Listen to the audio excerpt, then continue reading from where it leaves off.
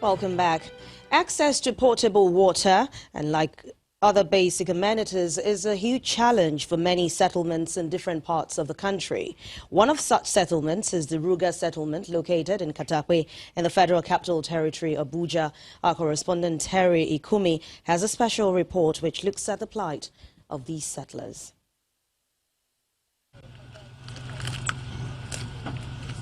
In the company of our guide, we make our way through the muddy terrain, which is not motorable, just as some of the women from the Ruga settlement, Katankwe, return from fetching firewood. We go through a maize field, which leads to a small stream and a bushy path. These women tell us that there are two ways to access the settlement from here, either through this stream, which serves as their source of water for washing, bathing, drinking, cooking, and anything else done with water, or through some rocky path next to the stream.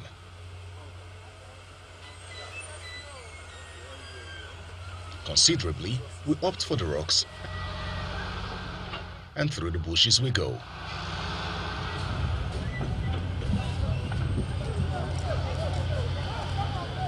Finally, we arrive at the settlement and are received by the chief.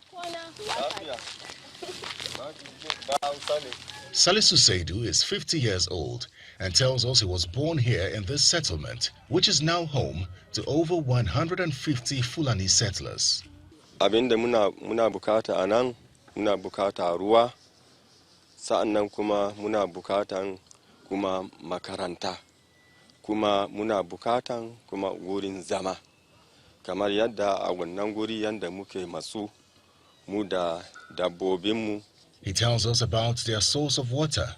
Ruwan rigiya shine wajen da muke samu ruwa na sha, kuma da rani ruwa yana karewa. Kamar ruwa kuma na wanke za a je rafi, kuma rafi da rani kuma yana.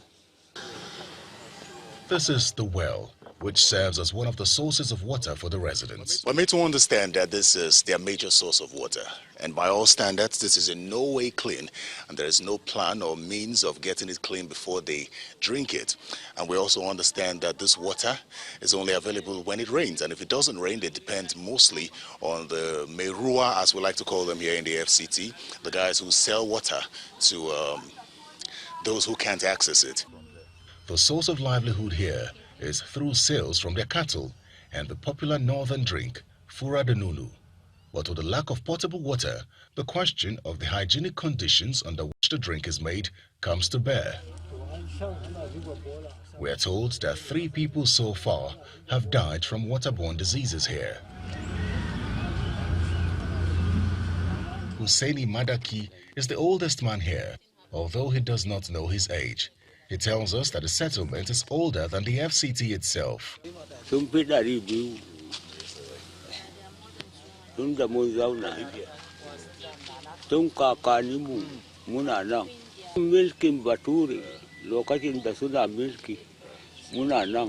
Our guide, who is a photographer, tells us about the efforts that have been made by her team to draw attention to the settlement.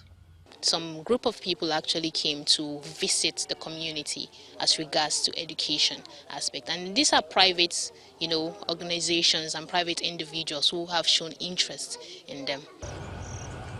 This is just one of the many settlements in the FCT going through something similar. Now, just to put this into clear perspective, this settlement is located in Katankwe. Now, Katankwe is just about 5 minutes away from the popular Minister's Hill in Maitama, which houses the very wealthy in the FCT. Surrounded by development and civilization, these settlers, like others, believe that as citizens of Nigeria, they deserve the attention of the government to provide basic amenities for them. They are also worried that with construction work going on around them, they are likely to be displaced any day now.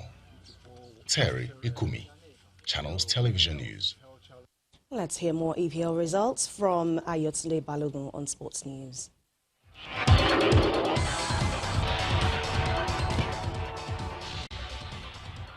Yes, indeed. And before then, former Super Eagles striker and coach Siasia did not address the press today at the National Stadium in Abuja in relation to his ban by FIFA, as promised.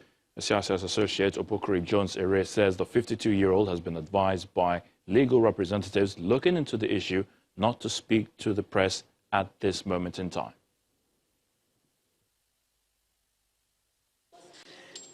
The briefing could not hold because the lawyers were approached and they are looking into the case. They will come back and by that time, Siasia will be able to make a formal statement. So for now, the case has been referred for legal advice.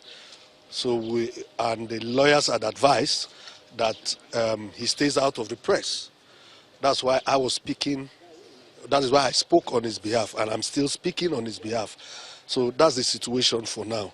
And in due course, there will be a proper press briefing. Nigeria's under-20 women's team started off their campaign at the 2019 Africa Games football tournament with a 3-0 victory over South Africa. The first half goals from Gift Monday, Zaina Olokwade and Cynthia Arku gave Christopher Danjuma's girls the much-desired victory. With this result, Nigeria tops Group B with 3 points and 3 goals. In the English Premier League, Arsenal beat Burnley 2-1 with goals from French striker Alexander Lacazette and Pierre-Emerick Aubameyang, the Gabonese, in the day's early kickoff. Bournemouth and Aston Villa played 2-1, while Brighton earned a 1-0 draw with West Ham United.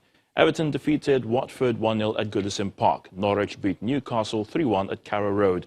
Liverpool were 2-1 winners at St Mary's over Southampton. And in the last game, Man City and Tottenham Hotspur settled for a 2-2 draw. A test carried out this morning have confirmed that FC Barcelona forward Luis Suarez will be out for an indefinite period after injuring his right calf in Barca's La Liga loss to Athletic Bilbao. The club have set no date for his return, as his recovery will dictate his plays again. But the Uruguayan striker started the game against Athletic in San Mamés, but was replaced on 37 minutes owing to the injury. And that's sports news. I'm Ayo Tunde Balogun. It's back to you, Anne.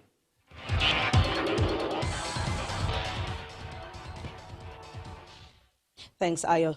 Sudan's ruling military council and civilian opposition alliance have signed a landmark power-sharing deal. This agreement ushers in a new governing council, including civilians and generals, to pave the way towards elections and civilian rule. The prime ministers from Ethiopia and Egypt and the South Sudanese president are among regional leaders that attended the signing ceremony in Khartoum. And the main news again. President Muhammadu Buhari today ordered troops to pursue and eliminate bandits wherever they are in the country as he returned to Abuja after a 7-day visit to his home state of Katsina. The president told them to be more spontaneous in restoring peace to the country, particularly in states troubled by bandits, and he specifically ordered them not to spare bandits that have been killing and extorting innocent citizens. That's the news at 10 tonight. Thank you so much for watching. I'm Anne Nwawadu. Enjoy the rest of your weekend.